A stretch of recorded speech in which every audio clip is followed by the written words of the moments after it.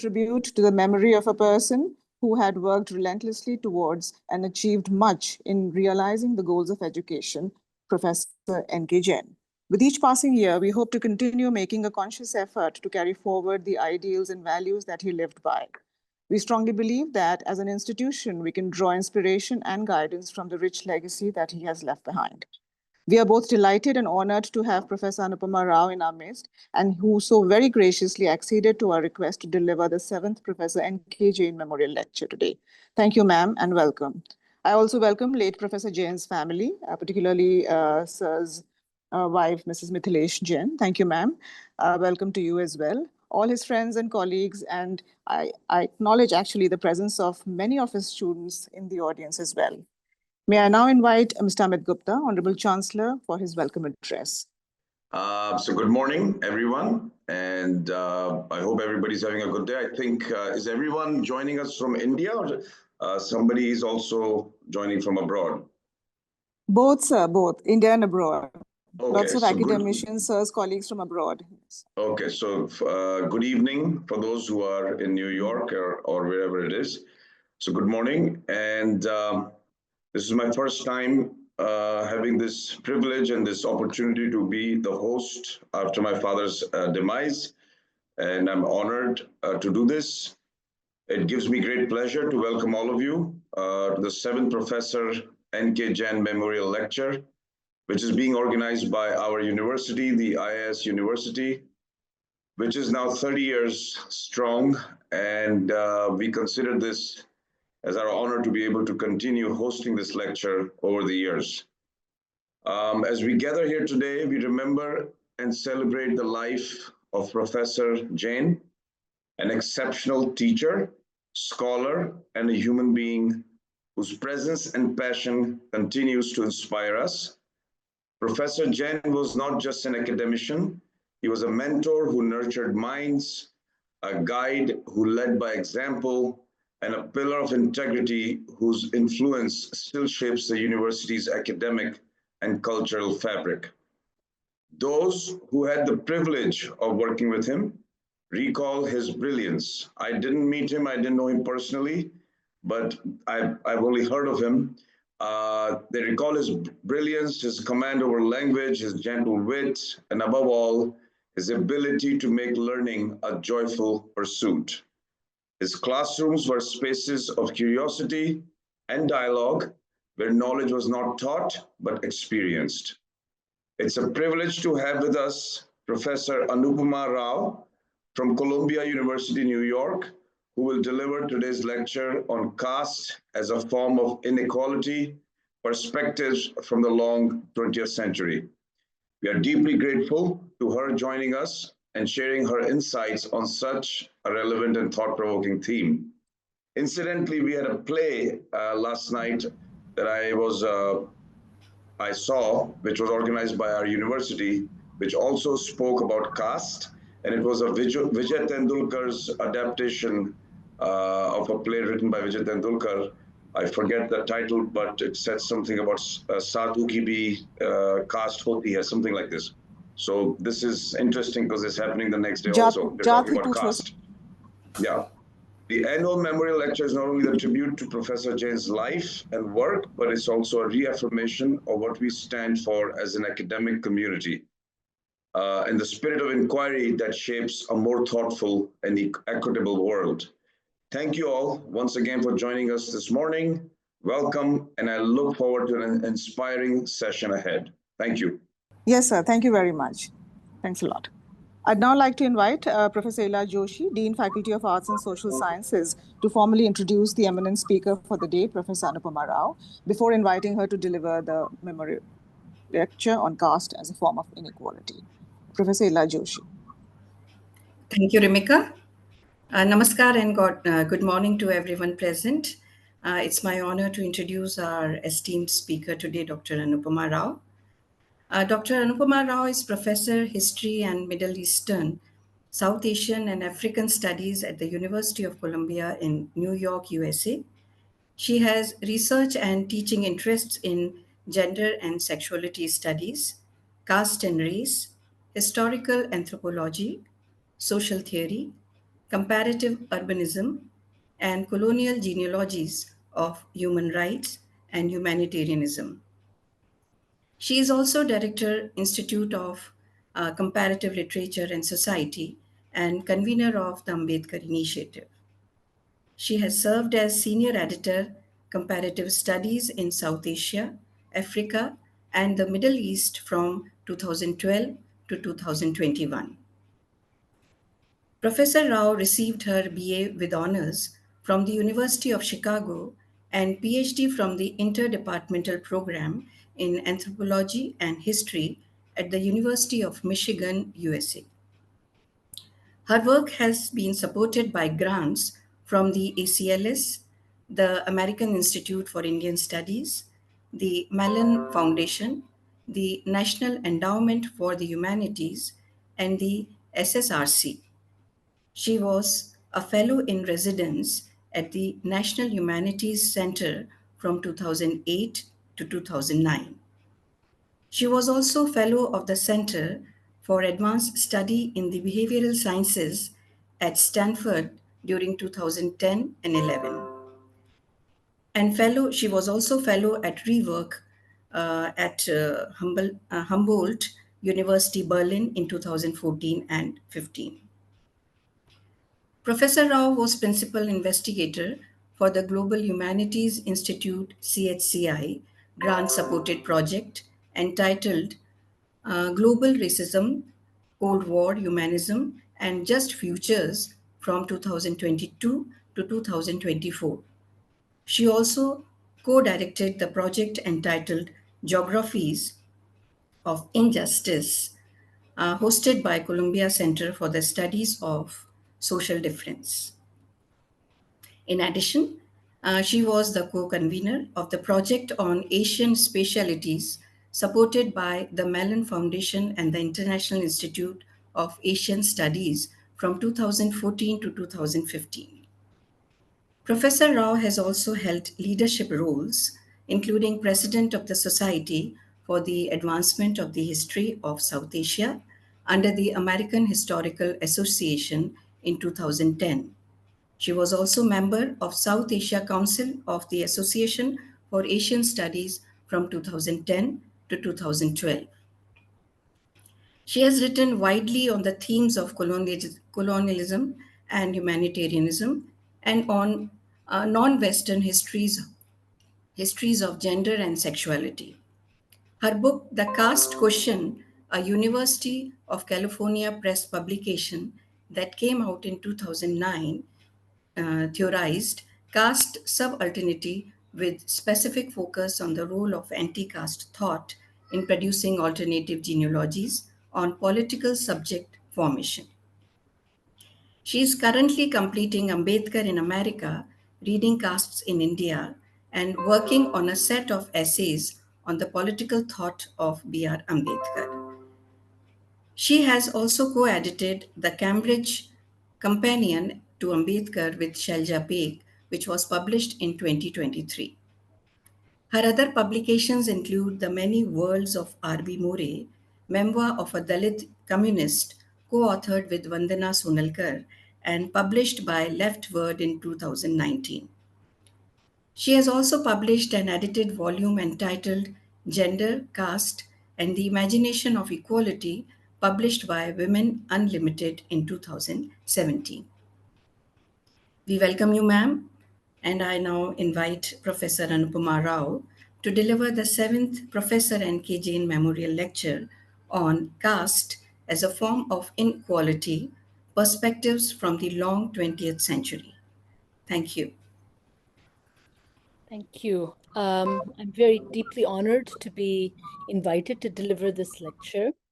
And I'd like to thank Chancellor Gupta, Professor Joshi for this warm and lovely introduction, to colleagues for being here, and most of all to Rimika Sanghvi for all that she's done to make this possible in organizing and being so warm and generous in hosting me. So thank you again for being here.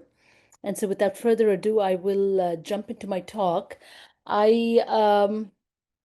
I might have called this Caste and Comparison, the title of my talk, but anyway, you'll see why I say that. In my own work, I've been interested in the social ontology and historical epistemologies of caste. That is, what caste is, which is connected with how caste comes to be known. That is, the relationship between word making, the politics of naming, defining, and categorizing on the one hand, and world making, the struggle to put ideas into practice on the other.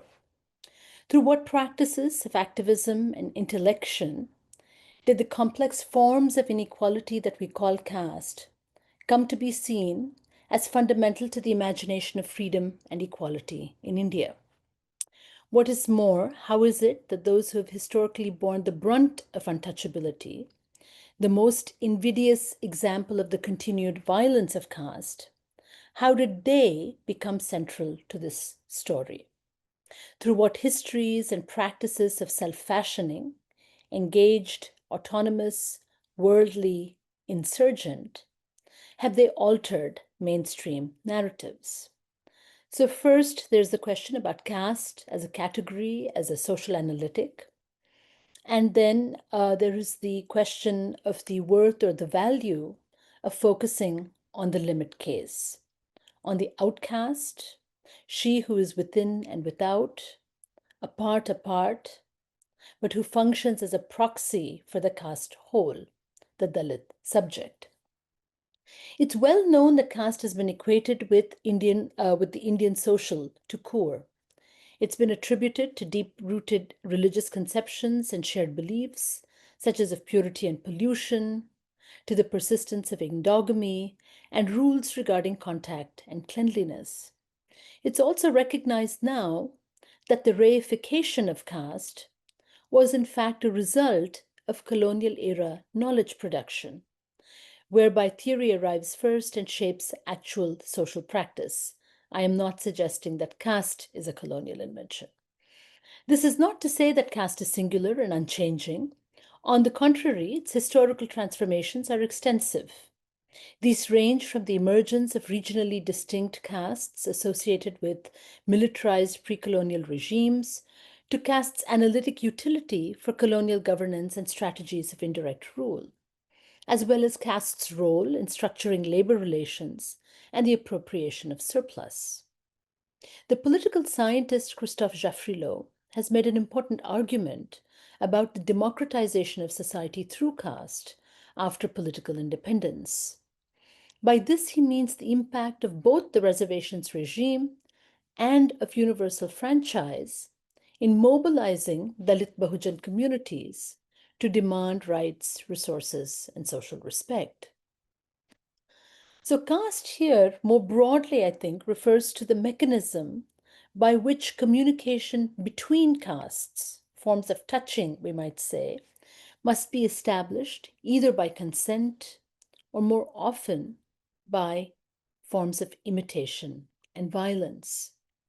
Think, for instance, about the rules governing marriage and intimacy, the fact that caste operates as an economic barrier to accumulation as much as it legitimizes occupational order, that caste is today a legal identity with social and political consequence, and that there is a long history of efforts at historical comparison, asking how caste is both similar to and different from other categories such as race and caste.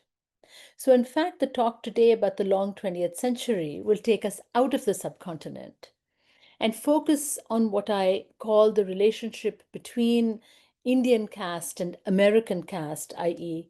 questions around race and racism, how these might open question and or address questions about the value of comparison and how these might help to denaturalize taken for granted social forms, social relations, and forms of ascriptive inequality such as caste.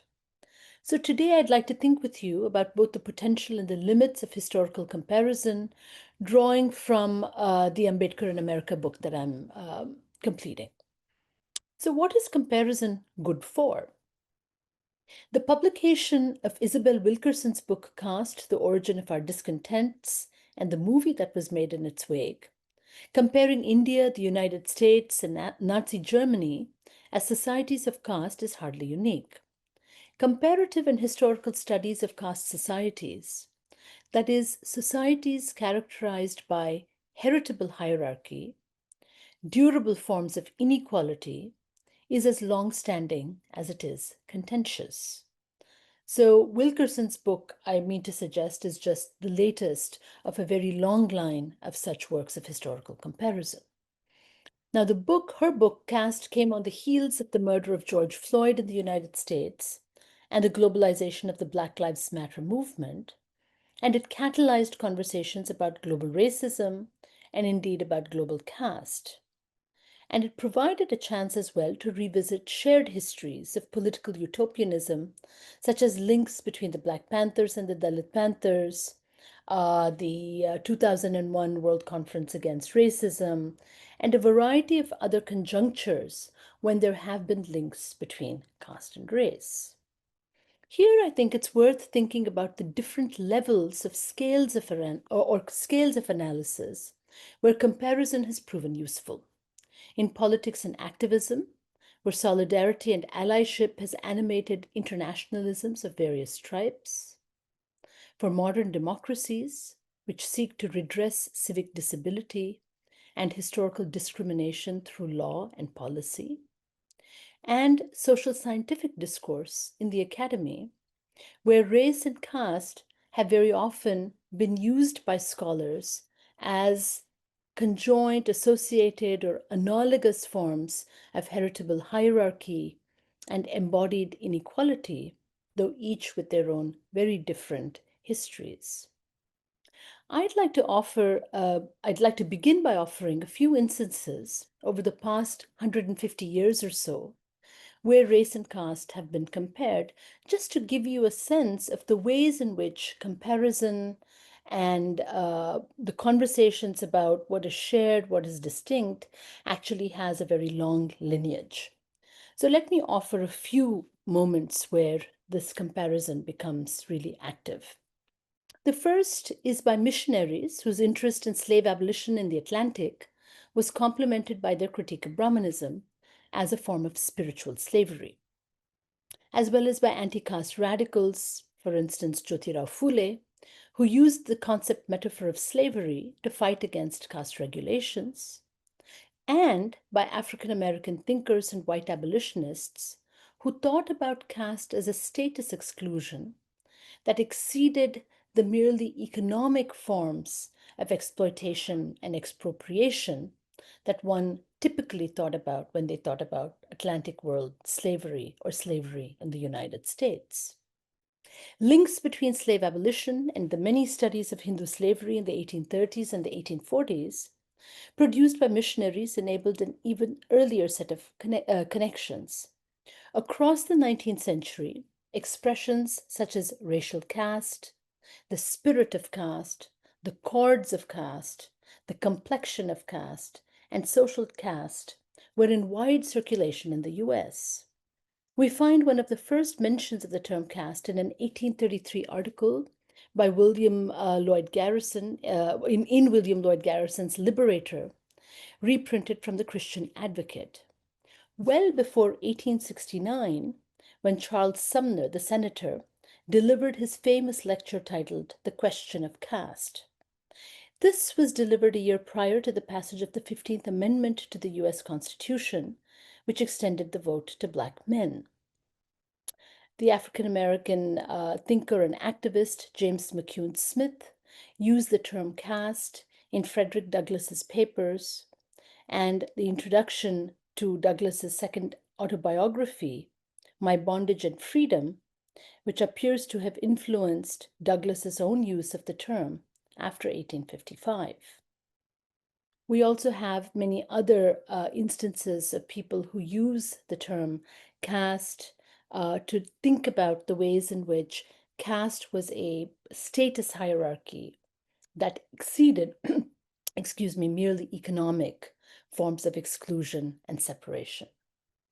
The second moment that one might think about where some of these comparisons are activated is with the downfall of Reconstruction in the United States in the late 1870s and the subsequent surge of what was called the New Imperialism in Africa, which ushered in critique that targeted both global colonialism and caste racial hierarchies, and which brought African American intellectuals and anti imperialist activists from the global South together. For instance, in The Evolution of the Race Problem, published in 1909, W.E.B. Du Bois is credited with who is credited with authoring the concept metaphor of the global color line, described color caste as a feature of postbellum society, noting that, and I quote, the caste of color was turned as to correspond with the caste of work and enslave not only slaves, but Black men who were not slaves. At around the same time, slightly later, the Dunning School, oriented around William Archibald Dunning, Columbia historian and co-founder of the American Historical Association, would provide the dominant historiographical framework and the necessary scholarly sanction for what would come to be called the lost cause thesis. Indeed, Du Bois, who is writing in this period, and as I've suggested, is really making use of the term social caste and color caste in order to get at the complexity of the emerging racial order in the United States, identified Dunning and his colleague, somebody named John Burgess, who taught in the political science department at Columbia, as two of the most influential proponents of what he called Columbia School of Historians and Social Investigators, who have issued between 1895 and the present time 16 studies of Reconstruction in the Southern states, all based on the same thesis and all done according to the same method. First, endless sympathy with the white South. Second, ridicule, contempt, or silence for the Negro. Third, a judicial attitude towards the North, which concludes that the North, under great misapprehension, did a grievous wrong, but eventually saw its mistake and retreated. Now, what I'm suggesting here, sitting at Columbia University, and I will be talking about the university itself a good bit more and histories of the university, but I'm suggesting that Dunning, who is within the university, is invested in an argument about the failures of Reconstruction and blaming this essentially on the fact that African Americans themselves, he holds African Americans responsible in some sense for the failures of Reconstruction. Right? And Du Bois, of course, is arguing against such a perspective and is oftentimes coming against the kind of university narratives in this period about the ways in which African American history is either being excluded or being pulled into a broader narrative that places the Civil War and Reconstruction in a radically different perspective, one that seeks to actually justify the imposition of Jim Crow, which is a system of both de jure and de facto social discrimination and legislated exclusion that comes upon the heels of Reconstruction in the United States. Now, all of this is to say, and now Isabel Wilkerson herself doesn't discuss the Dunning School, but she does discuss another school, the so-called caste school of race relations, in her book, albeit approvingly for centering the racial order in the US South as a manifestation of caste. And again, this is just to give us an inkling of the extent to which the debates that are thinking about comparison or analogy across caste and race are really active in this period. Now, Wilkerson speaks about scholars such as the Swedish economist Gunnar Myrdal, who famously applied the language of caste to race relations in the United States. And this is the school of the caste school of social stratification in the 40s and beyond. In The American Dilemma, published in 1944, Gunnar Myrdal uses the term of caste to speak about race relations in the US.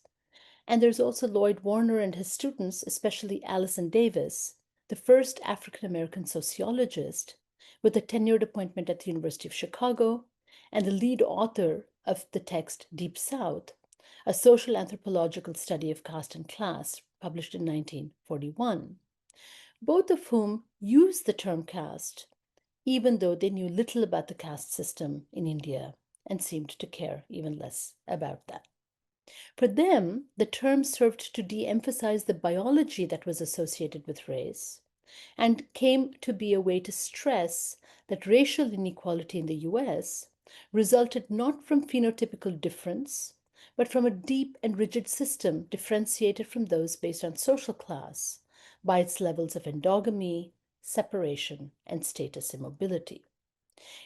Allison Davis, was also committed to what today we would call comparative racism, arguing that American race relations could productively learn from studies of the African diaspora, a study that was in fact undertaken by one of his students, St. Clair Drake, who's better known as the author of Black Metropolis. In contrast, Black Marxists like the Trinidadian sociologist Oliver Cromwell Cox, who published a book in 1948 called Caste, Class, and Race, a study in social dynamics, dismissed references to endogamy, race, caste, and prejudice, instead highlighting material power and the interest of the capitalist class in keeping the labor force fragmented and vulnerable.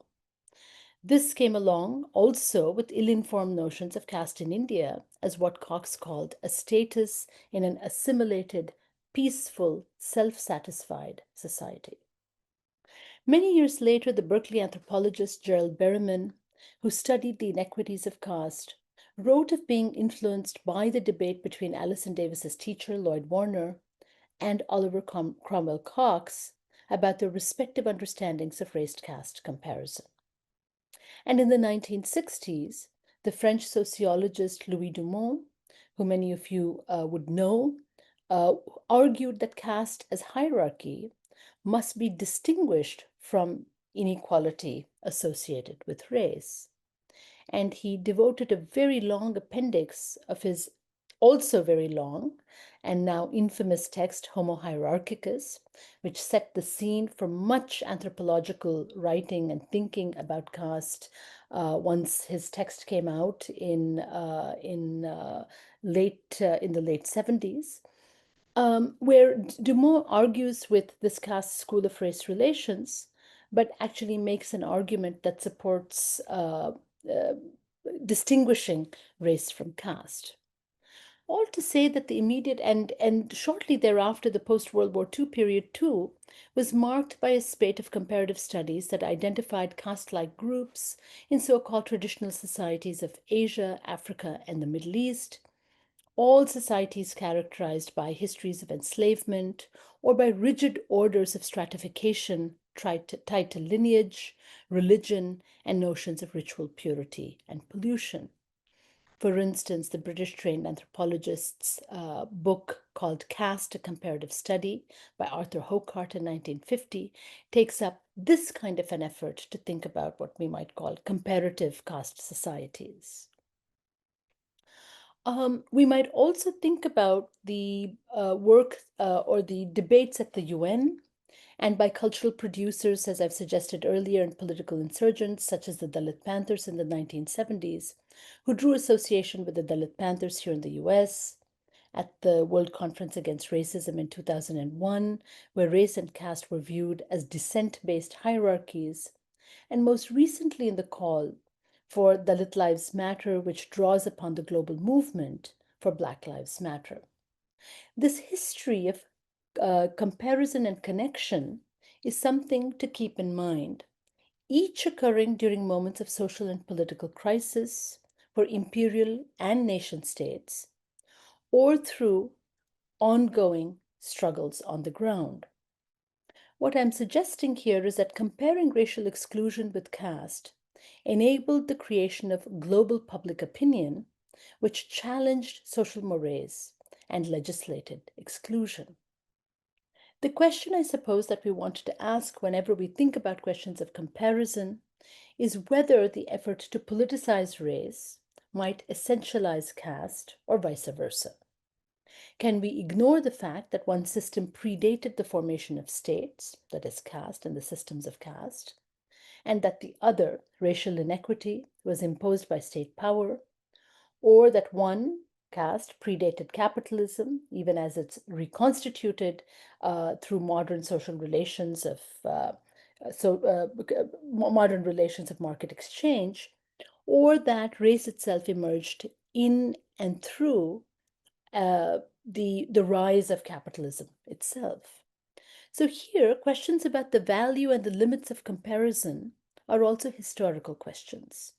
They pose questions about social origin, conceptual convergence, and the shared itineraries of unfreedom and inequality. The appeal of drawing analogies, exploring connected histories, and I've just tried to give you a brief sense of this, and looking across place and time to compare subaltern social experience is inextricably tied to efforts at social scientific explanation on the one hand, and to struggles for social freedom and emancipation on the other. So the idea of comparison, of comparing across societies, has a history which is connected both to the emergence of the modern social sciences themselves, and especially disciplines such as anthropology and sociology. And it is this social scientific conception of race and caste as social analytics that I've mentioned before that I'd like to briefly turn to next. And what I'd like to do here is, having set up this sense of a broad context where we have moments where race and caste are being compared with each other, right? Very often, in order to use the ideas about caste in order to make clear a certain argument about racial exclusion or vice versa, but that these forms of comparison themselves have a long history and that they're being put to different kinds of uses, as I've suggested. But what I'd like to do, keeping this broad context in mind now, is to turn to some complex encounters between institutions, individuals, and ideas. And again, here I'm going to turn to my own institutional location, to Columbia University, and focus on the development of the ideas of one individual in particular, the young B.R. Ambedkar, the one who comes to Columbia University as a student. And I'm going to end by saying making a few brief remarks about his 1916 text, Castes in India. So we've seen that there's a long history of using caste to indict the racial regime of the United States, its lack of social mobility and social intercourse. But what was caste, both as a social reality and a sociological category, to a young Dalit student in his 20s who came to the United States to study? The institutional context which shaped the young Ambedkar also enabled his own radical analyses of caste while he was in the United States. And I will, as I've said, speak a little bit towards the end of my talk about his text, Castes in India, written while he was in the United States, studying at Columbia University, written indeed as a master's paper for a seminar on primitive and modern societies. My suggestion here is that America played an important enabling role in creating the conditions of possibility for new forms of thinking and new frames of analysis for this young student that we might want to think about in a little more detail. Ambedkar himself appears to have experienced personal and intellectual freedom unlike any he had known earlier or since during his time at Columbia, when he arrived in New York in the third week of July 1913. His English biographer Dhananjay Keir notes, in America, in company with other students and colleagues, Ambedkar could move freely. He could read, he could write, he could walk, he could bathe, and he could rest with a status of equality. To him, life at Columbia University was a revelation. It was a new world. It enlarged his mental horizon, end quote. His Marathi biographer, C.B. Kermode, writes that Ambedkar was drawn to the pleasures of the city and that he appreciated the ease of student interaction across lines of social difference, especially gender. However, he was soon to undergo a self-correction and spent most of his time thereafter in Columbia's library, or browsing second-hand bookstalls, either taking or auditing more than 50 courses at Columbia, including economics, political science, statistics, history, anthropology, and philosophy. Ambedkar was in the city in New York at a fertile time. The modern social science disciplines were just beginning to take on clear definition. University repositories invite consideration of how the idea of historical comparison, the analysis of social systems, the force of the idea of social democracy, and the significance of the culture concept were each shaped and emerged out of interdisciplinary methods aided by the institutional traffic between the social sciences within the university, ideas of social work and reformist engagement outside the university, which was practiced by many scholars at the time, and progressive anti-racist and anti-war activism in the city and at the school. Ambedkar's time at Columbia overlapped with that of the long-tenured president of the university, Nicholas Murray Butler, who spearheaded many changes and initiatives, and by 1915 had turned Columbia into the largest university in America by any measure. From when Butler assumed the presidency of Columbia University in 1901 until Ambedkar's arrival on campus in 1913, Columbia's enrollment would expand faster than Harvard, Yale, Princeton, and Dartmouth. The graduate faculties constituted the largest graduate school in the country, and together with this new innovation of the summer school and an extension program, Columbia began to enroll a large number of students who first came in through summer sessions, and if they were good enough, they met the measure or the mark, they stayed on at the university. So in that sense, the university was being reshaped from within by the growing presence of international students, women, and students of color. Attention to associational dynamics on the university campus reveals key connections between public activism, a diversifying student body, and the politics of the classroom. For example, when Seth Low established summer sessions in 1900 and opened it to men and women on equal terms on the payment of $25, this was a liberal progressive move to make university education more accessible. As I noted, summer sessions were seen as a trial run by the university administration for minority and minoritized students, especially Black students, women, Native Americans, and Jewish students. Students often met prominent faculty and established connections to Columbia that outlasted their summer sessions and stayed on.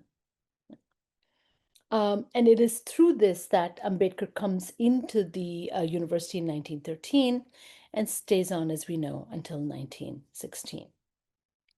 The university archives themselves allow us to challenge received orthodoxy. Edwin Seligman, for instance, has begun to look like a particularly dynamic figure in Ambedkar's sphere, surpassing the almost singular focus on John Dewey as somebody who influenced Ambedkar. Seligman's discussion of progressive taxation and public finance and international politics would anticipate key elements of Keynesian economics avant la lettre, while the training he and his colleagues at the London School of Economics, Keynes, and others imparted would be evident in Ambedkar's book, The Problem of the Rupee, which was published in 1923, which was clearly a response to Keynes's own Indian Currency and Finance, which was published in 1913, and which would go on to establish Ambedkar as a leading authority on Indian currency and banking. Seligman was also a founding member of the National Association for the Advancement of Colored People, as was John Dewey. He was also chairman of something called the Greenwich House Committee of Social Investigations, and worked along with the famous anthropologist Franz Boas, and with the sociologist Frank Giddings on questions of social hygiene, housing, and the economic status of African American families who lived in the Ninth Ward of New York. Meanwhile, John Dewey chaired a committee on social education at this settlement house. Barnard College graduate Mary Kingsbury Simkovich headed the Greenwich Settlement House and was married to Seligman's Columbia colleague Vladimir Simkovich, who taught courses on Marxism and socialism that Ambedkar took. So all of this is to give you a sense of the ways in which the university and the city have a major impact on the training of the young Ambedkar. Urban transformations of the period proved equally significant, given the university's proximity to Harlem, whose streets, churches, salons, speakeasies, and political associations offered a direct challenge to the institutional elitism and models of scholarly expertise that was being put in place at Columbia. Competing processes of social enclosure and social emancipation were both at work. By 1915, 80% of New York City's African American population would live in Harlem. Many had fled from race riots and violence downtown. Meanwhile, Columbia itself was actively involved in creating a buffer, a frontier zone between the university and Harlem. New gates were installed on Broadway and 119th Street, iron barriers measuring 46 feet in width and 23 feet in height to block off the university from the community outside.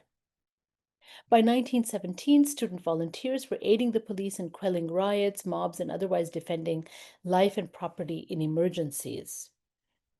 That is, they had taken on a vigilante role, one might say. A letter to President Butler from Professor John J. Cross contains a map of the Black population of Harlem from 1913 to 1926, noting that and I quote here, the possibility of still further spread is an increasing reason why we should control all the property opposite the university holdings on 116th and on Amsterdam Avenue. So this is just to give you a sense of both the university and the life within the university, the intellectual life within the university, the ways in which many faculty, especially associated with the disciplines of anthropology and sociology, would have a deep investment in moving outside of the university around practices of social reform and uplift, but as well the fact that the university itself is marking itself off from the community outside, precisely at the moment when the Harlem Renaissance and all of the forms of cultural production and literary engagement and so forth that we associated with Harlem are coming into being outside of the university gates. So all of this is to say that enclaving, that is the creation of the university itself as a specific site and a locale, was both a response to the threat of enhanced mobility and the fear of contamination and contact of what lay outside, right?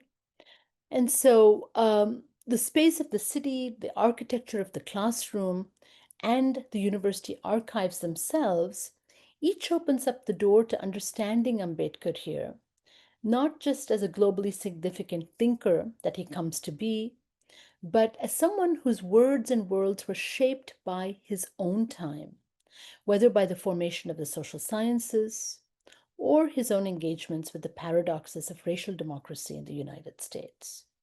And so here, this is to really suggest that there's already a broad set of conversations around race and caste and the comparison across them taking shape across the long 20th century.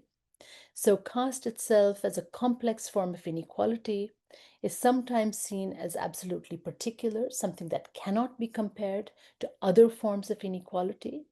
At other times, it's being used as a foil for thinking through other practices, social practices of stratification, exclusion, and material deprivation. And at other points in time, these other formations, such as race, are being used in order to rethink caste itself. So there's a to and fro, there's a back and forth across the 20th century where the debates about caste, which we tend to think about as being deeply provincial and provincializing, are actually quite global already. And it's in this context that we can begin to think about the ways in which the structures of the university, the institutionalization of the different disciplines, the social science disciplines, etc., are then creating another kind of a structure within which Ambedkar, the young student, begins to operate. And I want to sort of now take us then to the essay Castes in India, their mechanism, genesis, and development, written in 1916 by Ambedkar, then age 25, for Alexander Goldenweiser's seminar on primitive and modern societies in 1916. So in some sense, we're thinking very broadly about a kind of, global framing of race-caste comparison, the institution and the outside of the institution and how they're being impacted in some sense by the creation of the social science disciplines in the early part of the 20th century. And then to think about caste in India as actually bearing the mark, carrying the trace of all of these many forms of mediation, which I think are evident in the text. Now, this essay, Caste in India, as many of you know, was published in the Indian Antiquary the following year in 1917. Goldenweiser himself was a student of Franz Boas, and both Boas and Goldenweiser were known to reject ideas of racial hierarchy rooted in biological assumptions about race. This text is evidence of how his education at Columbia might have allowed Ambedkar to understand caste comparatively and historically. And therefore, the suggestion also would be that from the very start, Ambedkar is thinking in a rather global manner about the questions of caste, its relationship to other practices of inequality and domination, and that there's always already, in some sense, a kind of global aspect to the ways in which Ambedkar comes to engage with questions around caste. Caste had never been theorized before by an outcast student who experienced democracy in adult life in the manner that I've mentioned earlier, however flawed and for the first time while undergoing higher education. It should be no surprise then that two levels of experience, phenomenological and intellectual, shaped each other. Ambedkar's perceptions of inequality was reshaped by his, for him, unprecedented experience of equality in his own life and his exposure to a completely different, radical new way of being social in the context of the university. Ambedkar's rigorous engagement with sociological theory offers students a chance to inquire into the formation of the social science disciplines, scholars, I should say, a chance to inquire into the formation of the social science disciplines in the period.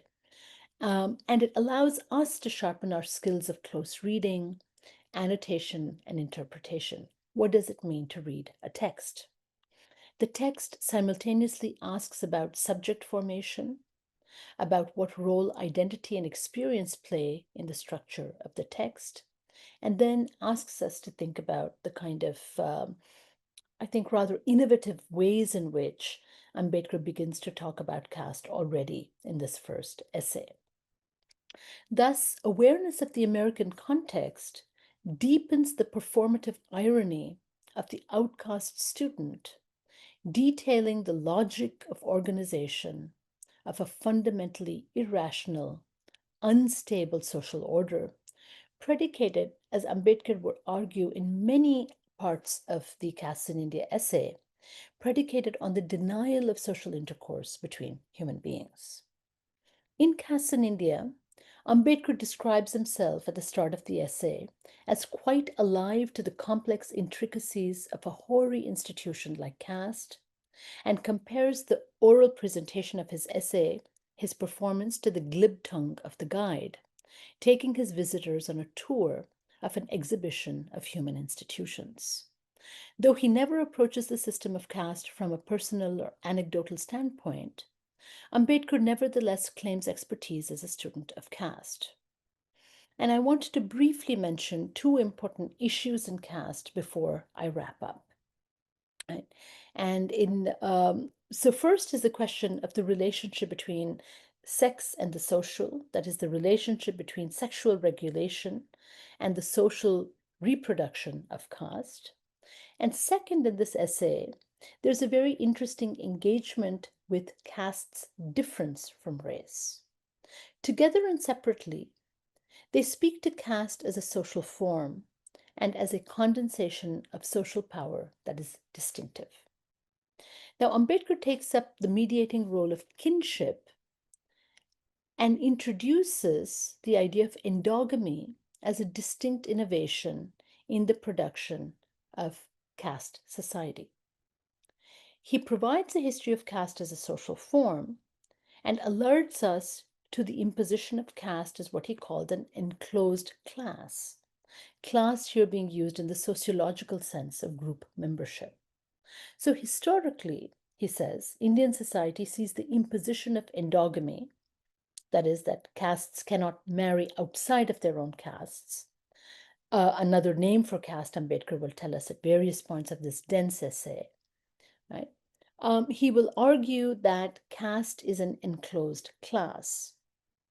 Now, the imposition of endogamy establishes social mimesis as the basis of society. That is, that everyone is seeking to imitate the Brahmin, right? Even though they're unable to do so. Right?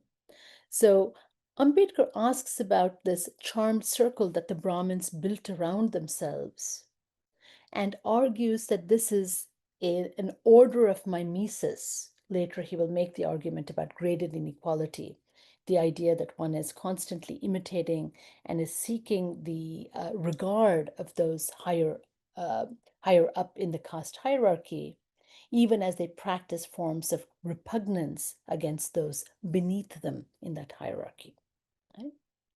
As well, in caste in India, Ambedkar introduces not just the idea of caste itself as endogamy. He keeps making an argument across the essay that caste equals endogamy.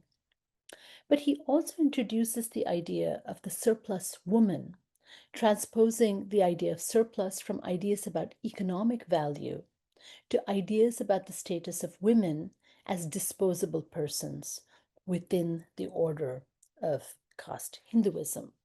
And he uses the arguments around sati, enforced widowhood, and child marriage as ways in which there is the practice, a practice of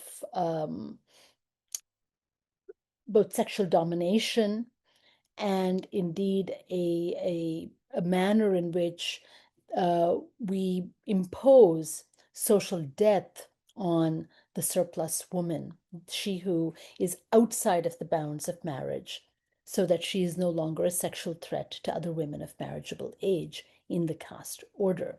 And this is a very, very interesting, rather dry and analytic reading that Ambedkar offers. It's a kind of black humor, which is predicated on ways in which he thinks through the disposability of women within the order of caste Hinduism. Right? The second argument that Ambedkar makes here, which is quite interesting, is the argument that he makes that caste is not race. This is very interesting given the history of comparison that I've mentioned.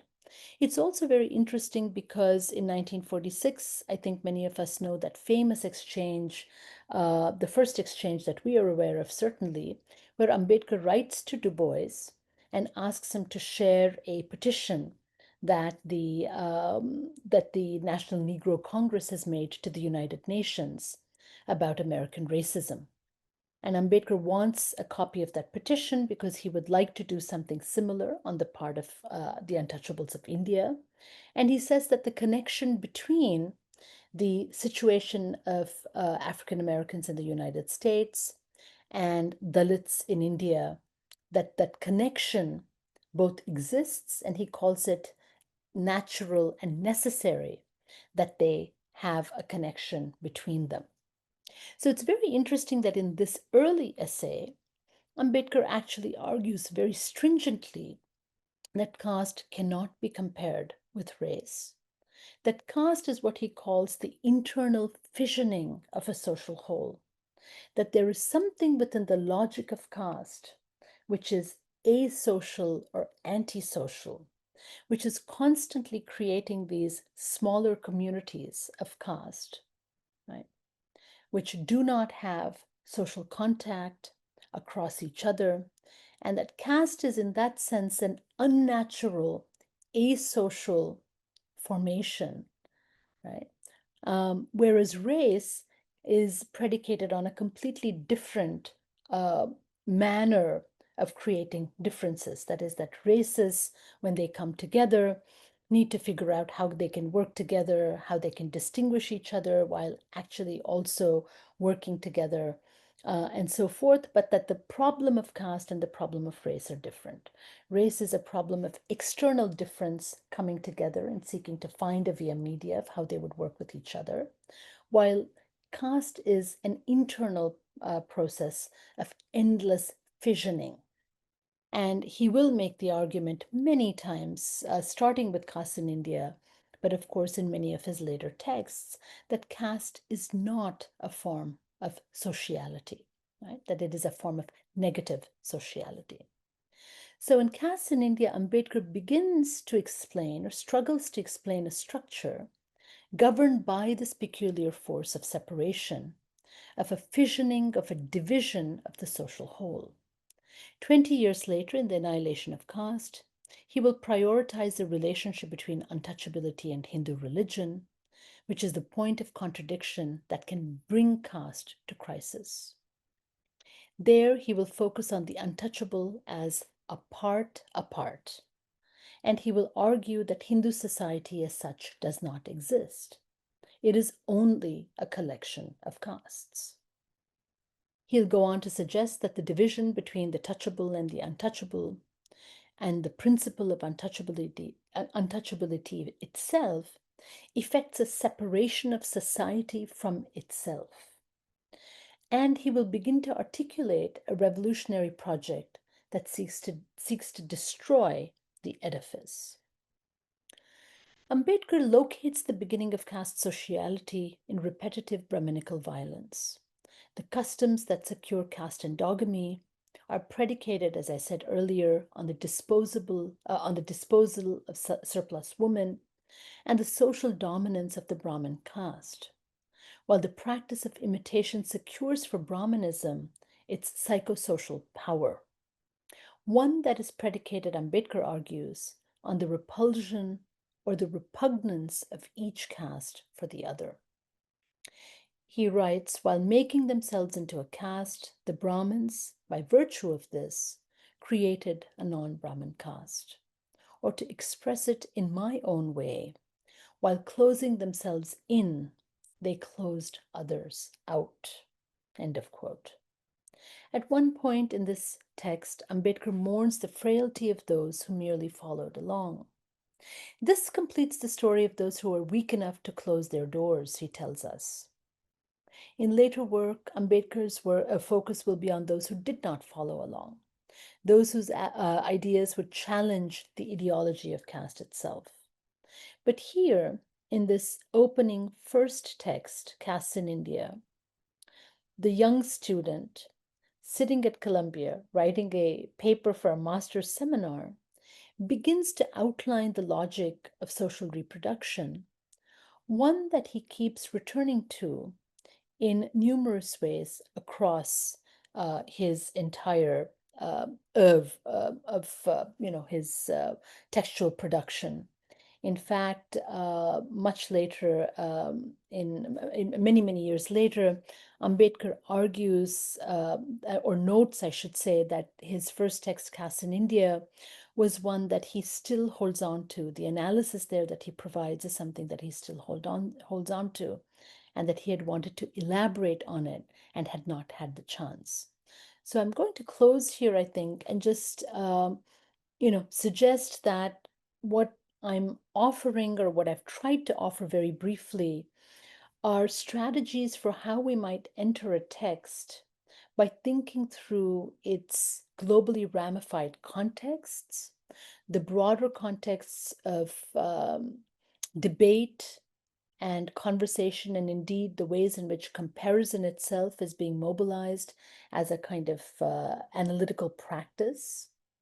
And then to begin to think about the kind of locatedness of this text within the context of a university in the early part of the 20th century, which itself was being opened up to numerous disciplinary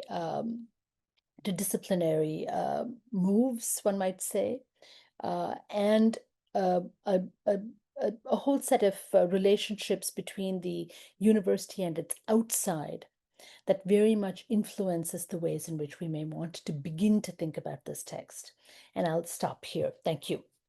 Wow, I think first of all, thank you so much for keeping to time so brilliantly, because I can see that you have kept to time as per the program flow shared with you, so that we have enough time for Q&A and interaction. Thanks a ton, ma'am. This was absolutely brilliant. I mean, needless to say that you have indeed addressed, as your abstract promised, the culturalization and provincialization of caste as social analytic, and moving out from there to consider the manner in which we might challenge such limited perspectives through works of historical comparison, critique, and the changing realities of caste in/and Indian democracy. Thank you very much indeed. And I guess we should now go in for the next meaty part of the memorial lecture series, which is interaction, because I think as an academic community we thrive on what comes after, and this is the other kind of after party, I guess, that we all look forward to. So time now for inviting comments and queries. I request you to type those out only in case you can't access your mic for some reason, because it'll be so much better if you unmute your mic, turn on your video, and maybe briefly introduce yourself and go ahead with your question, query, comment. We can take them up one by one. So if you do a virtual, hand raise, it'll be more organized and systematic. Else we'll also take turns. I'll probably, request one of my colleagues to read in the chat box if we have some messages, because I think we do. But I would still prefer for you to raise your hand and ask them in virtual person, if that's a phrase. And I can see one already. So should we go into the Q&A session, ma'am? Sure. Thank you.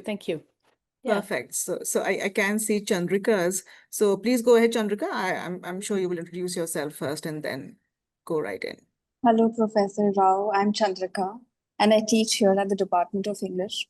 I had a question about, how you noted in your lecture and how you compare and draw comparison between caste and race. And it's especially pretty complex since you mentioned in your lecture how caste predates capitalism and how race emerged alongside it. So how can we approach these comparisons today without really oversimplifying either of the systems?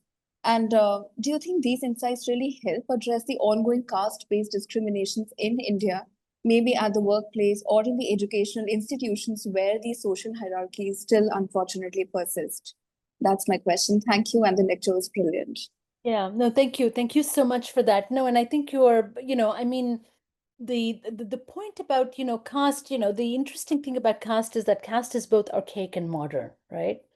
And so I did not mean to suggest that, caste only predates capitalism and therefore remains, as a kind of transhistorical social form and so on. Caste is constantly changing, right? So the historicity of caste itself, the kind of scholarship that anthropologists and sociologists really thinking about caste without thinking about this comparative angle, the kind of work, including myself, that we've all been doing, it suggests that caste is constantly changing, it's constantly morphing, right, according to new conditions, according to new contexts. And so I think the question about comparison, whereas, certainly race both has become a kind of global signifier for thinking about distinction, hierarchy, and inequality, in a kind of in a global sense, any form of what I might call embodied inequality, I think, race has come to stand in for that. So to that extent, I think, one wants to be, careful in terms of what we do with comparison. Right? One is to suggest that, there is something about comparison that allows for, very simply put, sharpening, right, what the category itself might be. So if you think about, caste as always needing to find greater clarification, a more rigorous understanding of caste, then to that extent, comparison can help. That would be one way to think about the value and the logic of comparison. The other would be to say there's something actually shared between them, right? That there is a way in which these are complex forms that involve social, economic, legal, you might even say, psychic aspects. These function as kind of social totalities. Both caste and race function as social totalities. And to that extent, there's something about the forms of embodied inequity that is embedded within each of these categories that allows us to think, the contrast actually helps us. So comparison, I think, doesn't always have to be about, like something being like something else, but that the difference and the distinction helps too. And I think that's the way that one might want to think about, caste and race. And comparison in that sense might be too strong a term. Maybe analogy is a better way to think about it, and so forth. So to that extent, it does seem to me that deprovincializing caste, which is the second part of your question, how helpful is this, for us to actually think through the specific context in which we're operating and where caste is constantly being both reproduced and transformed. How useful is this? Well, I think, if one wants to think also about questions of how one legislates against some of these practices, then, even things like the shared histories of affirmative action, for instance, and so on, have, I think, a lot to offer us, right? Because we're already also thinking about a kind of modern regime where, these practices and the remediation and the redress of these practices themselves are shared across borders, it seems to me. So, one would be to, more deeply specify the specific kind of inequity so that you can address it.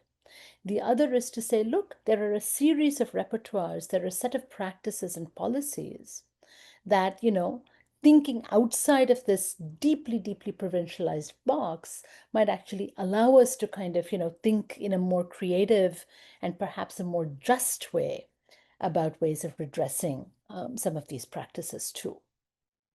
So this is very broad, I know, but, that would be my response to your question. Thank you. Thank you so much. I think an elaborate response is almost like a mini panel to the larger discourse that we are currently talking about. We have a message, but then I also see Shreya Jaju. She has, turned on her video. She joins us all the way from Singapore. So we do have a, pretty much a global audience. I'm so happy.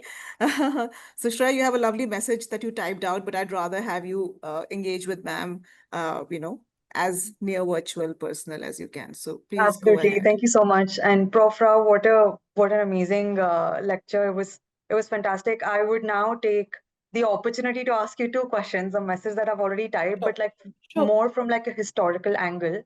Mhm. I really enjoyed what you mentioned about like how the law both challenges and sort of reinforces caste hierarchies. From a historical point of view, we know the colonial law was all about divide and conquer. So I would like to understand in terms of how did the colonial law deal with the caste endogamy and what were sort of the unintended consequences that we still carry in terms of as trauma as a society. Okay. I mean, again, I want to be a little bit careful about this, right? Because I did make the point that, um, colonial orders or colonial orders of identification and the bureaucratic management of caste is important, but also to be very, very sure and clear that we are not talking about this as sort of invention, right? There is caste before and after. So, in terms of the actual ways in which, the colonial state manages caste, as you know, it flattens out caste in many ways, right? So, jati clusters, which are regional and are deeply, deeply specific in that sense, get homogenized, right, into broad caste groupings, varna groupings, you might say. The second would be that because the colonial state is also working in and through a whole set of native intermediaries, right? The ways in which they come to understand caste endogamy, etc., actually, I think precludes attention to a very, very complicated past where, of course, the formation of new castes themselves are a consequence of the lack of endogamy, right? I mean, history, and this is what, Ambedkar tells us. He says, well, there's endogamy, and he says, but, you go back and you look historically, and the rise of new castes is all this proves in some sense that caste quote unquote miscegenation, right, is always happening. This is a historical fact. And you could say that, the colonial state ends up, interfering with some of these more complicated processes, right? The ways in which also they deal with questions around gender and sexuality, the fact that you do have women who acquire, who are economically empowered, etc. Well, matrilineal gets, legislated out of existence and so on and so forth. So I think this becomes a very complicated way in which, colonial modernity and modernization ends up doing a great deal of violence to contexts of social and everyday life. So I think that's the way that I might respond to your question of, how do we understand the impact of some of the colonial categories and bureaucratic modes of identification that also then remain with us, right? So modernization happens along with homogenization. And in that sense, there are many, many, many, I think sort of more complicated ways in which caste is actually operating on the ground that are also precluded. Right? At the same time, I think the colonial state also affords and allows spaces because of the ways in which it comes to understand caste as a peculiar structure of, a culturalized form of inequity, if we may call it that, because of the ways in which it understands that, and because there are openings of, colonial institutions, the colonial census itself kind of, produces a politics of caste, which is unintended, right? Which becomes a politics of proportionality and later a politics of minority.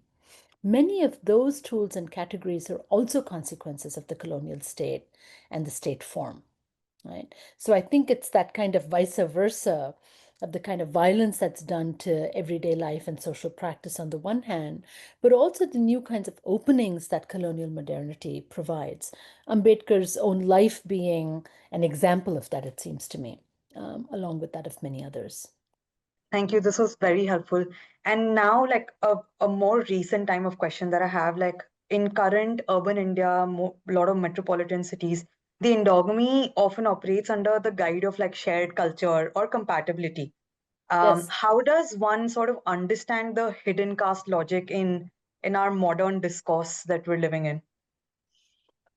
Yeah, I mean, it's not so hidden, right? I'm in a meeting, please. Yeah, it's not so hidden. But B, I think, yes, it is euphemized, right? And it is euphemized, and you're absolutely right. I mean, what we're also seeing is a kind of caste class combine, right? Which is allowing for caste itself to be euphemized, or it only appears, around, specific issues, marriage, so-called, as you say, culture, what do you eat, where do you live? And so in many ways, it seems to me that, we are now thinking about practices of prejudice, which are very, very, very difficult to get at, right? I mean, because these also tend to be practices that are occurring in intimate, domestic, or private spaces. And legislation around caste is that it must be public, that, acts have to be public, acts of discrimination, etc., have to be public. Now, a lot of this is euphemized, goes under the cover of, again, as you said, cultural compatibility. Well, I like this, you like this. And so much of this gets, moved into the domain of kind of, everyday practice, preference, a kind of unspoken prejudice, and so on.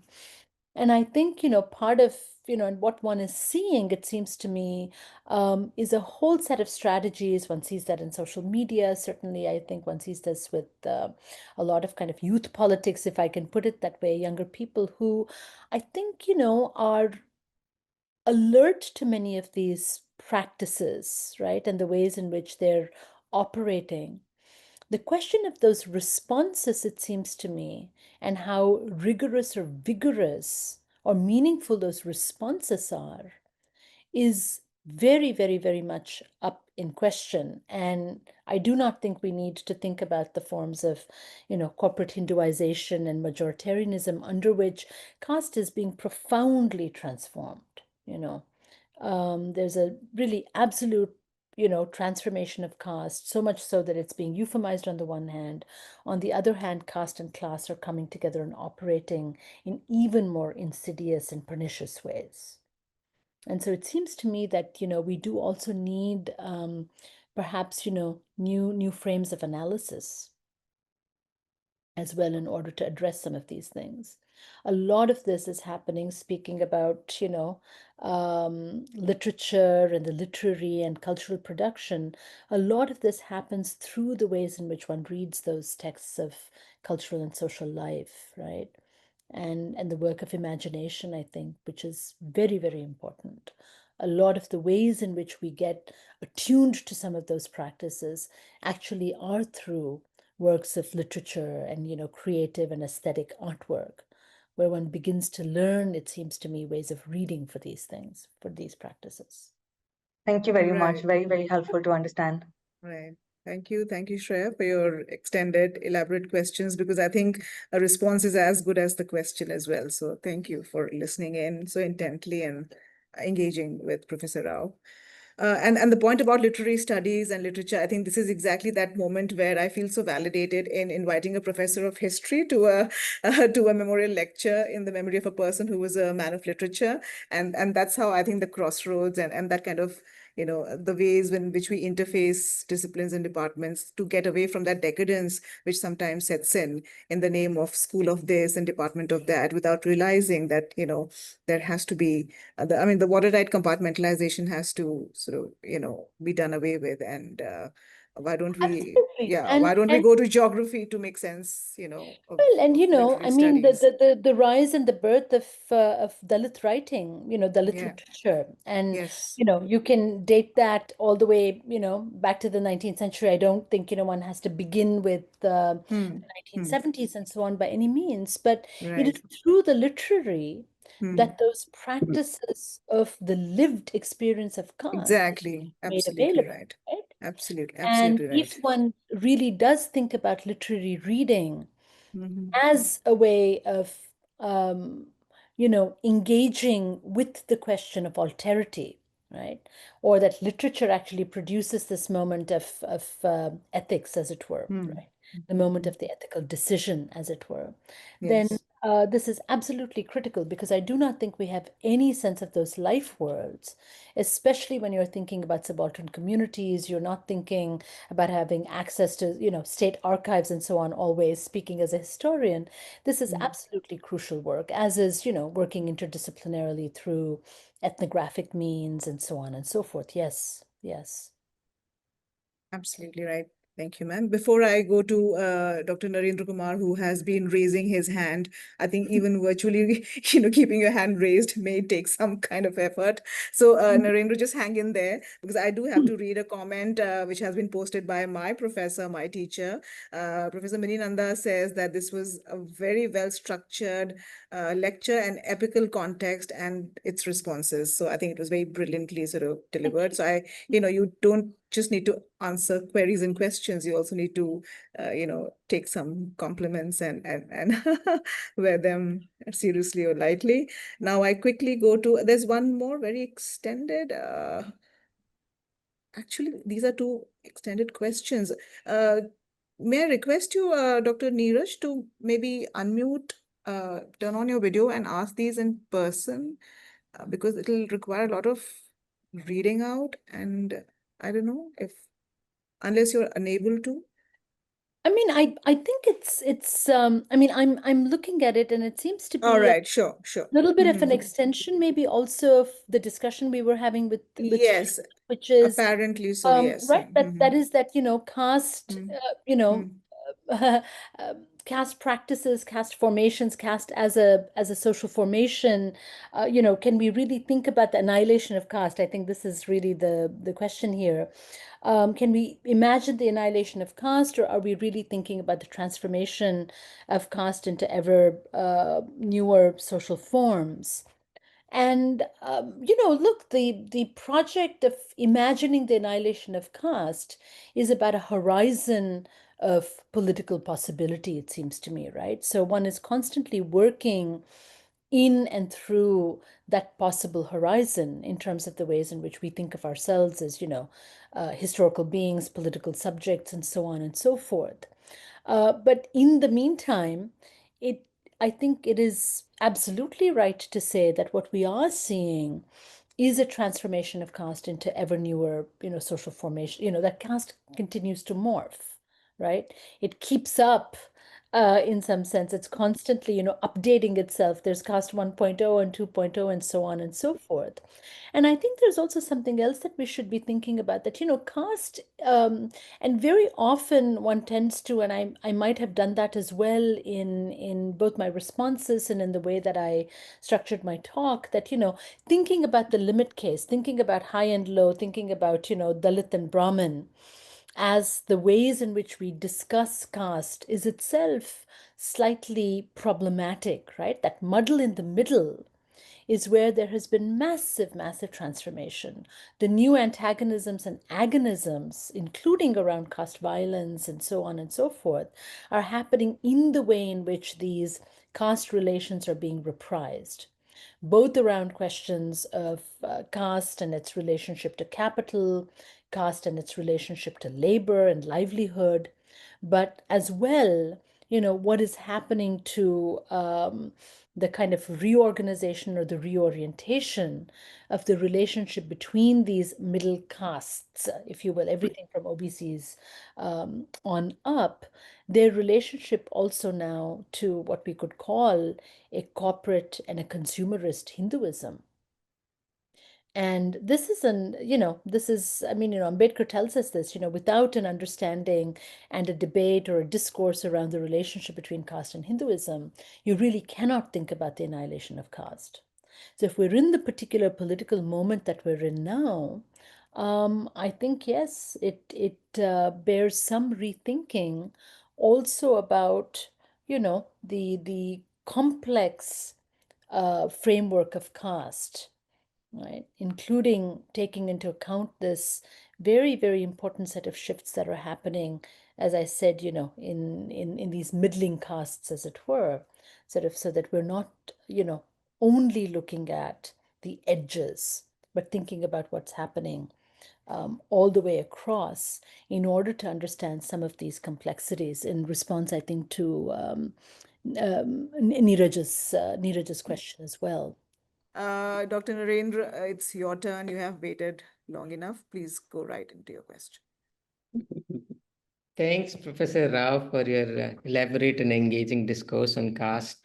I was thinking in terms of the comparison that you've drawn, comparison between the race and caste that you've been talking about.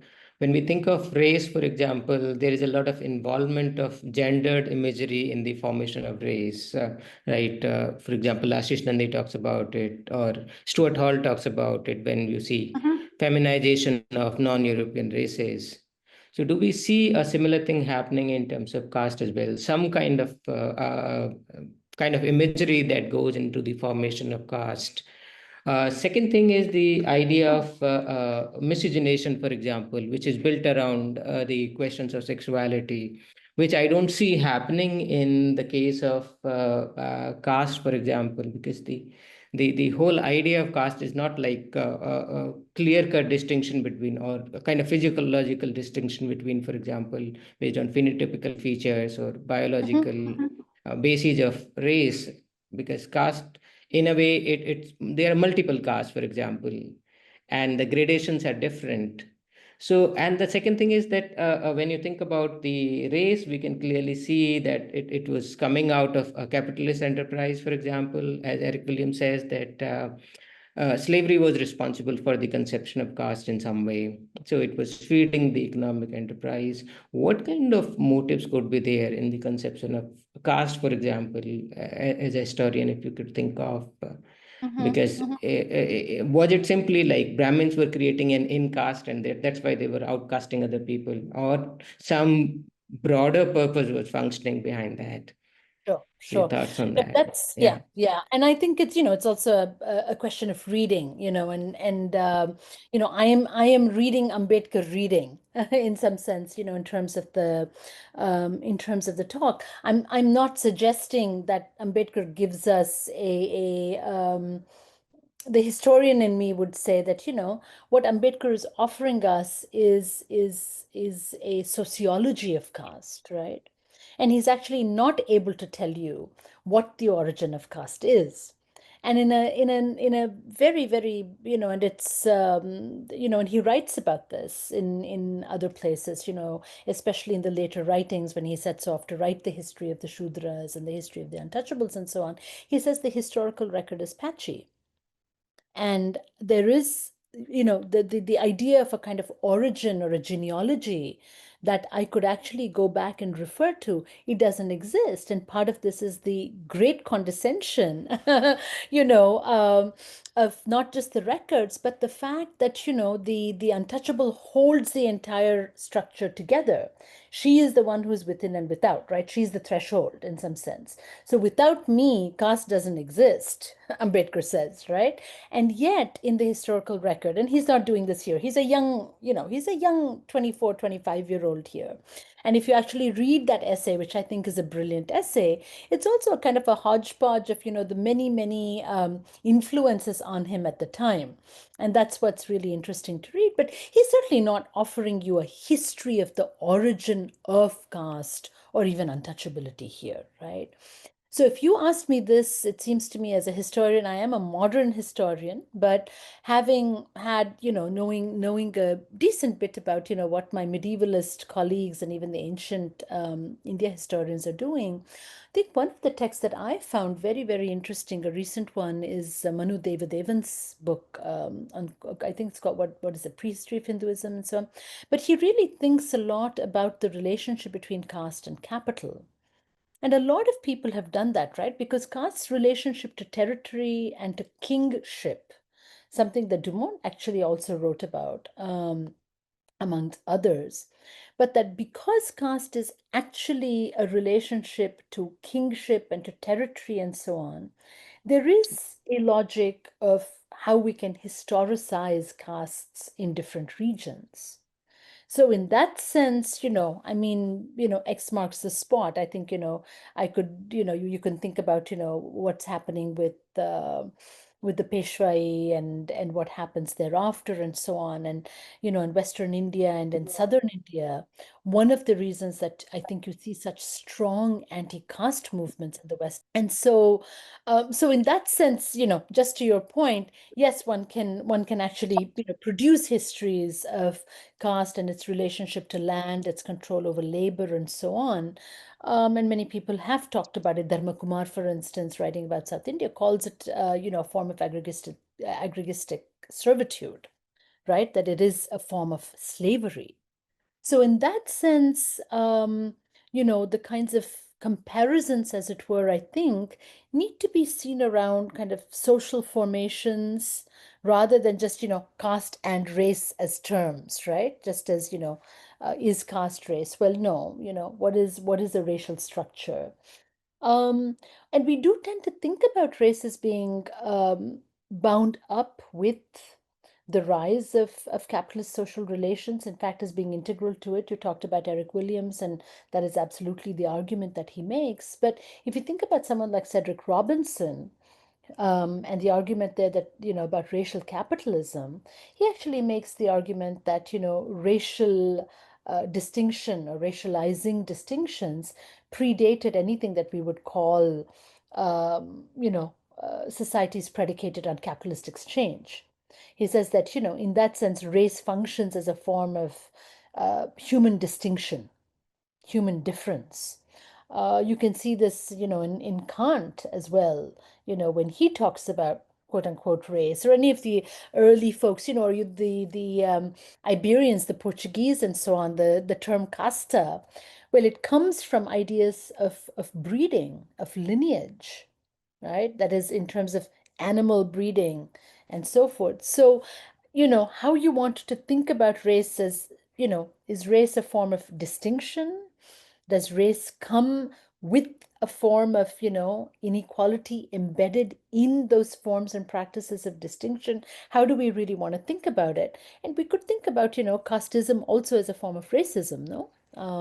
Like many other isms that we've got going right now.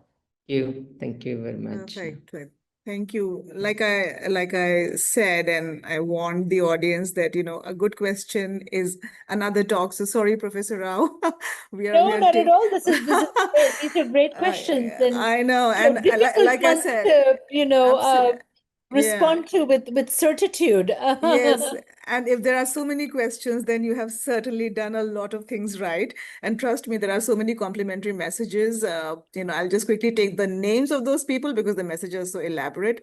But yeah, Dr. Gunja Patni and Dr. Chanda Asani have very nice things to say about you and a little bit about my choice as well. So here I'm giving a, pat on the back to myself and a self-congratulatory kind of stance that I have No, adopted. no. Thank you for, Right.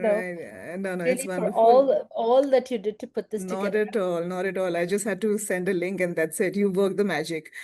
Quickly, I think I will, while I do see that there are a couple of people who, would these people not want to ask the question themselves? Professor Harris, Dr. Aparna Singh, would you Yes, like to unmute? Yes, there you are. There you go. How are you, sir? It's good to see you after a very long time. Wonderful. yes.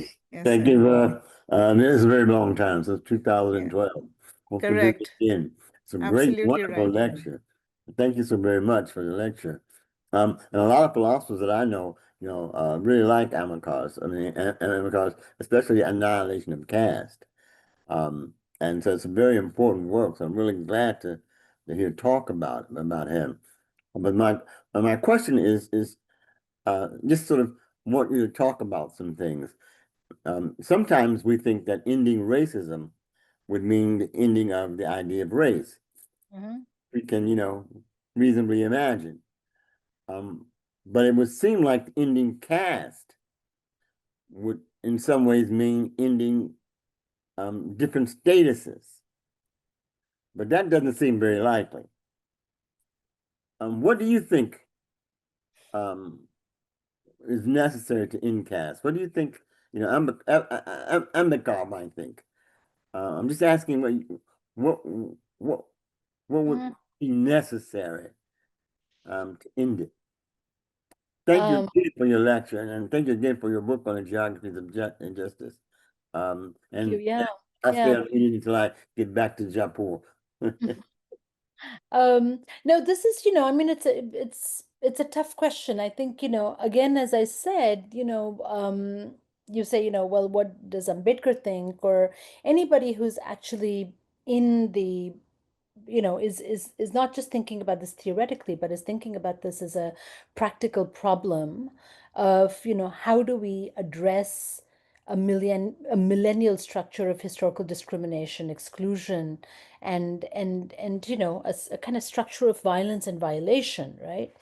And I mean, if you think about someone like Ambedkar, and you could think about this with any number of other political activists as well, that they tend to work strategically and tactically, and that even as the nature of the problem shifts, you produce and you need to produce a set of contingent responses and answers to it. I mean, the annihilation of caste is over the long run. This is the horizon in some sense, against which, or, the horizon within which, I suppose I should say, that one works. How possible is this? Is this, going to happen in our lifetime? I think no. I'm a social, I'm a social being, and I'm embedded, in a kind of world where um, inequities appear to both morph and proliferate rather than to be done away with. And so I think this really is a question of praxis. It is a question of strategy and tactics.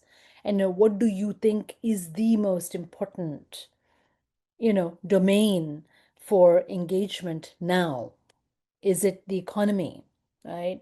Is it going to be through, law because there are a set of, there is possibility there? I don't think so. I mean, the recent episode with the Chief Justice of India goes back to, provides a kind of, important indicator of the extent to which the continued kind of prejudice around caste and caste identity is almost a kind of, it's an inbuilt bias. This is what one sees, right?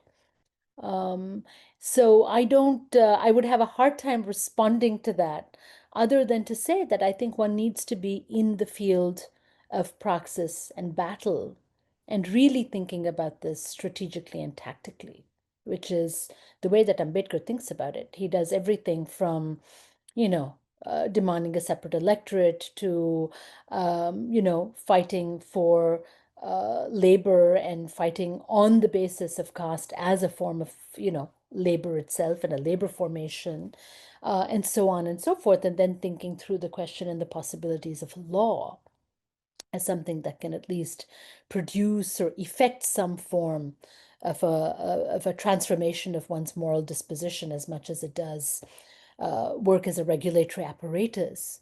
But I think it's difficult, and I think the world that we're in now, we need to be optimistic and hopeful against enormous, enormous injustice.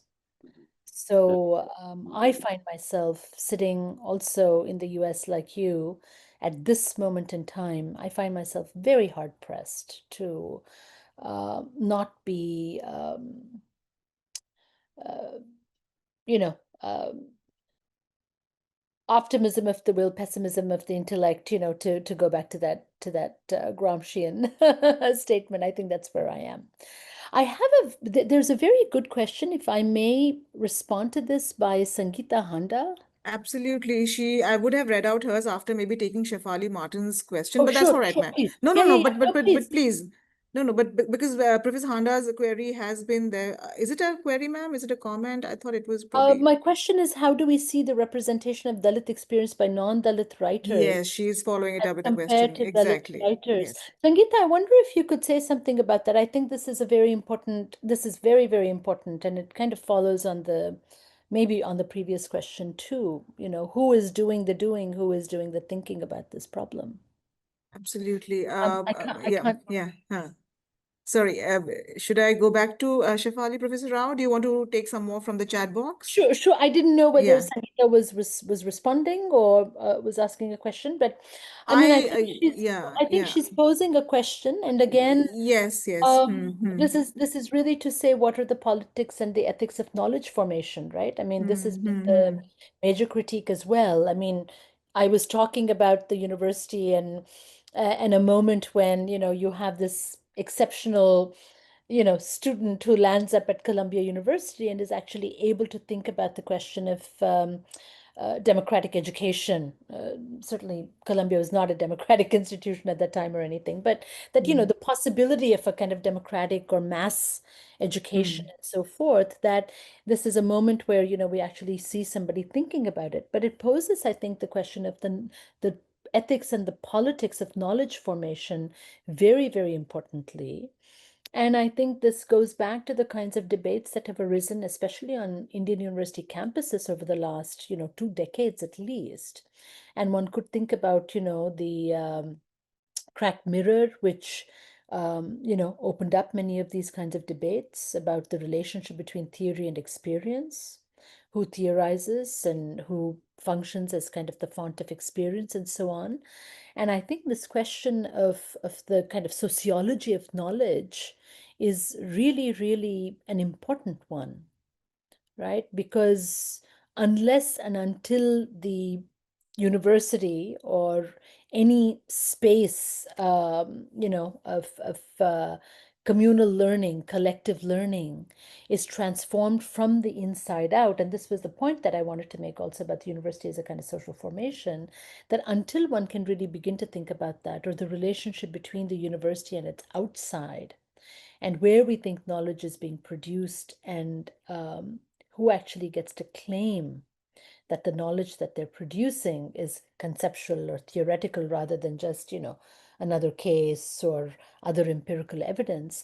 The kind of transformations just in modes of thinking, I think, are not going to change. This goes back to Professor Harris's question, I think, as well. How do we think about, or can we imagine, the annihilation of caste? And not when we have, neoliberal inequalities that structure most of our institutional lives, it seems to me. But this is a really profound and a very, very important question about self-representation. I just wanted to call that out. Right, absolutely. And I think it also ties in very beautifully with one of my former colleagues' comment about how you brought the whole lived experience with the theorizing of it, the doing, who does the doing and who does the living it or experiencing. So I guess, Professor Sangeeta, I mean, do you have something more? Because I think ma'am did respond to exactly your question, your query. But are you trying to say something? Because your hand's raised. So I'm wondering, do you have something more to ask or say? Professor Sangeeta Handa? No, I think she says thank you for responding. Okay, all right. Yeah, she does say that, but I think she's speaking as well. Ma'am, you're muted. Professor Handa, you'll have to unmute yourself. Ma'am, she wrote in the chat box that she's unable to unmute. Okay, I just saw that too. Absolutely. Oh, okay. All right, then. So we are assuming that you're saying thank you to Professor Rao, and if we may quickly go over to Shefali, because there is Aparna is also unable to come on the mic, so I'll probably have to take her query to you, Professor Rao, or maybe bring that to your attention after Shefali has made hers. Go on, Shefali. Yeah. Thank you, ma'am. Thank you, Professor Rao. I also say thank you on behalf of Dr. Jain's family, as he was my LG when I was a student at IIS. Now I'm a research scholar at IIS, so it's a long, long association. Thank you so, so much. This is something that is truly a very, very befitting tribute to him. And I also have to thank my own university, IIS, for this, and Rimika ma'am for organizing this so beautifully year after year. Professor Rao, I don't have a question, but you have opened up a space for many questions through your talk today. Especially, I work very closely on the grassroots in the whole space of caste and gender. And when you said class is external and caste is internal, I could actually see the interlinks of the two, and I thought that was very, very poignantly brought out through you and through your body of work as well. You also contextualized Ambedkar for us in a very relevant manner. We could look at him as the 24-year-old student working at the university. And when you say how identity and experience play the role they play in reading and understanding a text, and I think I would take this much beyond the topic of your talk today, because it's also a very generic way to understand literature that we read and texts in general. So that was very, very poignant. So thank you so much for giving us the whole globally ramified context, as well as the locatedness of text that you spoke about, and how you contextualized 20th century in a very current, relatable manner. You spoke about Black Lives Matter as well.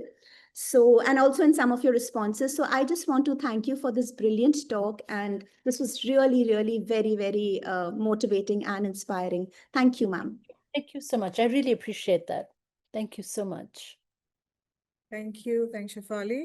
All right. I don't think there are any more raised hands. So quickly, if I may just draw your attention, Professor Rao, to Aparna's, because she's hanging on. She can't come on, video, and because I think she's traveling, so she doesn't want to get that in the way. But she does ask something about, I guess she says, the risk of the race caste analogy that you made, and then the embeddedness in religion, ritual, etc. So maybe that aspect of your talk. Yes. Sure. I mean, I think again, these are, again, it's the analogies are contingent.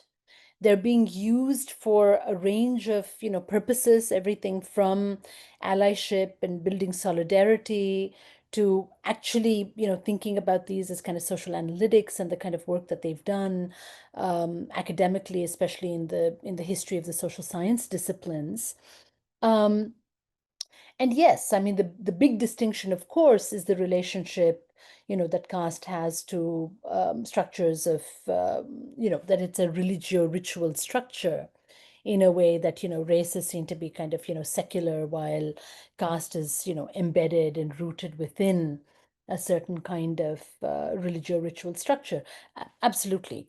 Absolutely. And again, this question about the relationship between, sort of caste and Hinduism, quote unquote, because Hinduism itself is a kind of category that is created in the colonial period in the context of a debate about, world religions and each, religion needing to have a kind of boundedness and a legibility for itself and so on. And so indeed, this is quite distinctive in terms of the ways that we tend to think about caste. But it's also been privileged, it seems to me, at the expense of other ways that we may think about caste, right? So to say that, caste is religious means that we don't tend to think about caste relationship to the control over labor, agrarian, conditions of labor and laboring and so on and so forth, right? So how is it that caste comes to be seen as, always already related to something that we can think about or that we can call religion? So I think that itself is something worth thinking about. But that said, the fact that a lot of, the kinds of transformations around caste today are also happening around the relationship of various Bahujan castes and their relationship to Hinduism, some kind of, corporate Hinduism, surely bears a great deal of thought, right?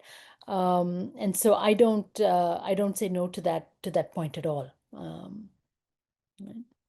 Right. I think that's about it, Professor Rao. Two compliments coming your way, I guess, from one of our research scholars, Prashi Kastia, and one senior academician, Professor Pradeep Trikha, also writes something which is, of course, uh, not surprising.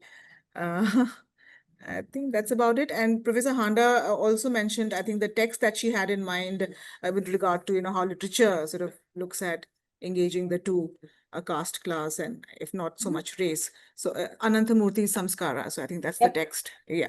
Sure, So sure. that, of course, I mean, makes all the points so much clear. And Aparna has just thanked you for your response and, of course, the entire discussion.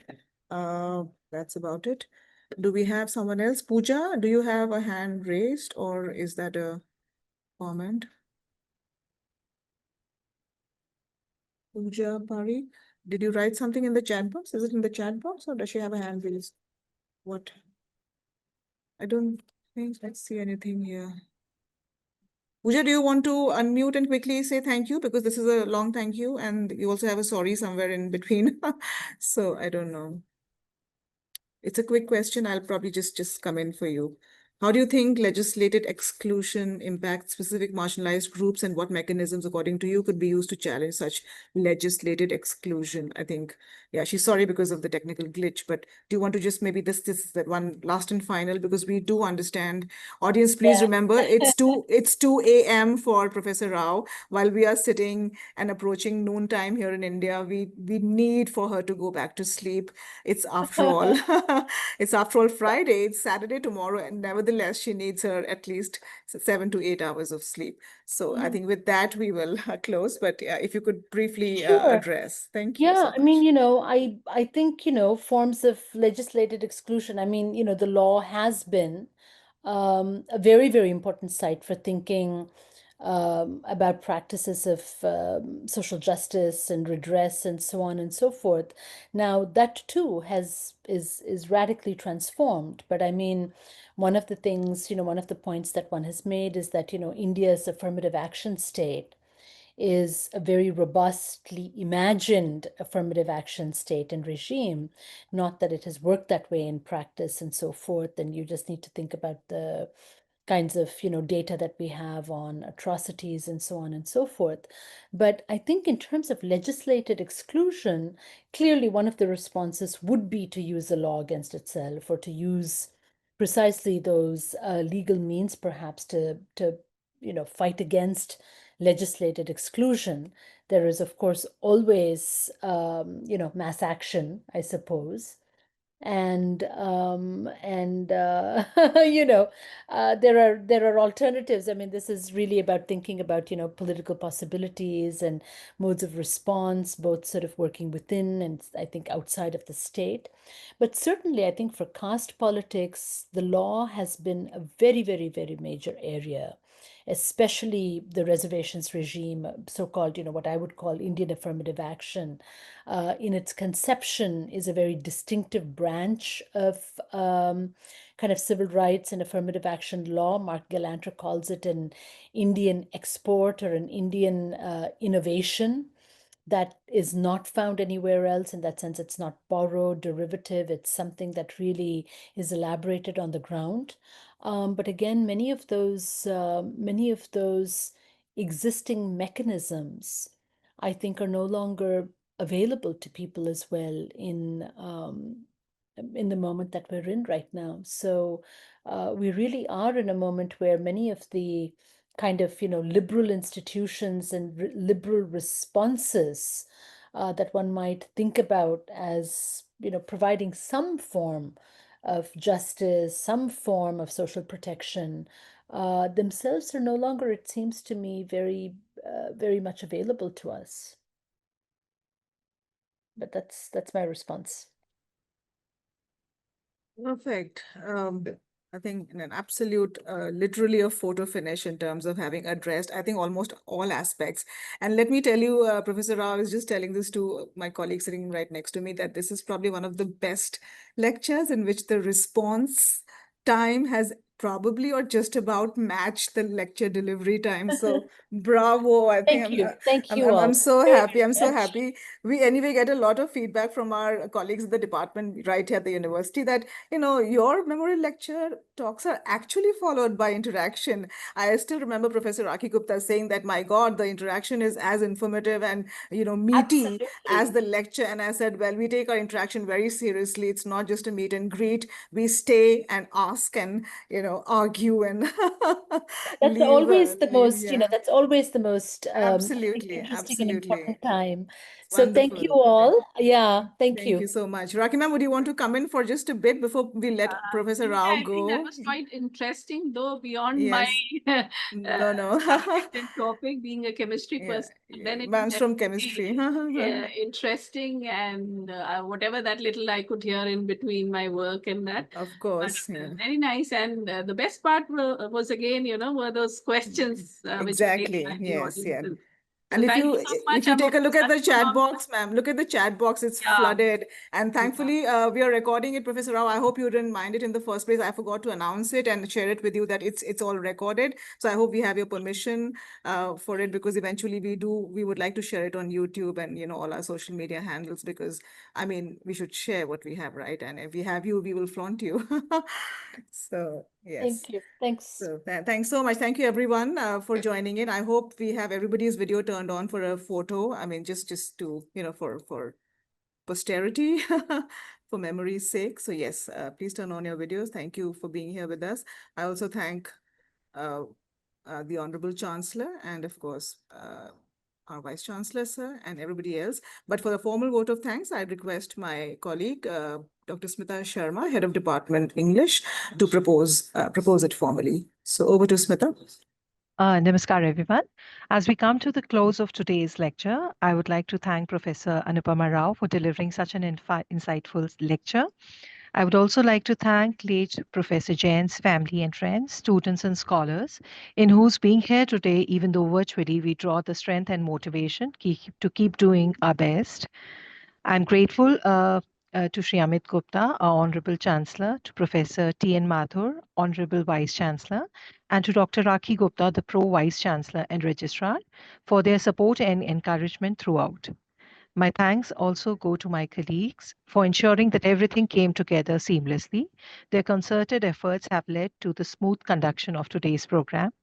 And thank you all for joining in. Have a good day ahead. And for those joining us from the States, good night, rest well, goodbye. Thanks. Bye-bye. Thank you, everyone. Thank you so much for joining. Thank you very much. Take care. Thanks a lot.